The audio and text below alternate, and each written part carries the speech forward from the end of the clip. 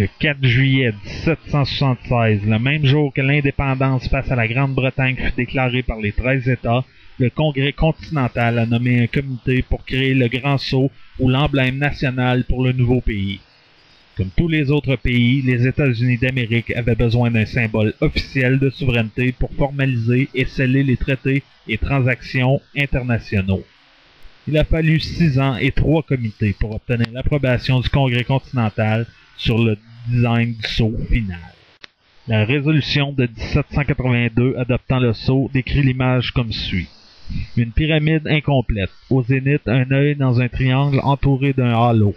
La pyramide est faite de 13 rangées de blocs représentant les 13 états originaux. On voit aussi 13 côtés sur le ruban du Novus Ordo Seclorum. Sur la base de la pyramide, on voit inscrit un chiffre romain. Il s'agit en fait de l'année de la déclaration d'indépendance, 1776. L'œil au-dessus de la pyramide représente l'œil de la Providence ou l'œil qui voit tout. Il peut aussi être interprété comme l'œil de Dieu qui surveille l'humanité. Maintenant, quelques informations sur l'œil de la Providence. Cet œil est apparu dans sa forme actuelle en Occident autour du 17e et 18e siècle. L'œil qui voit tout est un symbole classique très connu à l'époque de la Renaissance. Mais la représentation de l'œil qui voit tout remonte à bien plus loin. Il remonte en fait jusqu'à l'Égypte ancienne, avec l'œil d'Horus, ou aussi nommé l'œil de Ra. Et aussi dans la religion bouddhiste, on nomme souvent Bouddha l'œil du monde. Le triangle autour de l'œil signifie la Trinité, référence au Dieu de la chrétienté. Donc, la phrase « Annuit coeptis » au-dessus de l'œil de Dieu signifie « Il approuve ce que nous avons commencé », en signifiant que Dieu approuve la création du nouveau pays, les États-Unis d'Amérique. Le dessin de l'œil dans le triangle a été suggéré par un Suisse immigré aux États-Unis, Pierre-Eugène du Cimetière.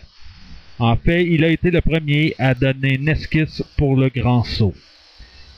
Son esquisse fut retouchée par William Barton, un avocat de Pennsylvanie, et fut remodifiée par Charles Thompson, le secrétaire du Congrès, pour avoir l'apparence qu'on lui connaît aujourd'hui.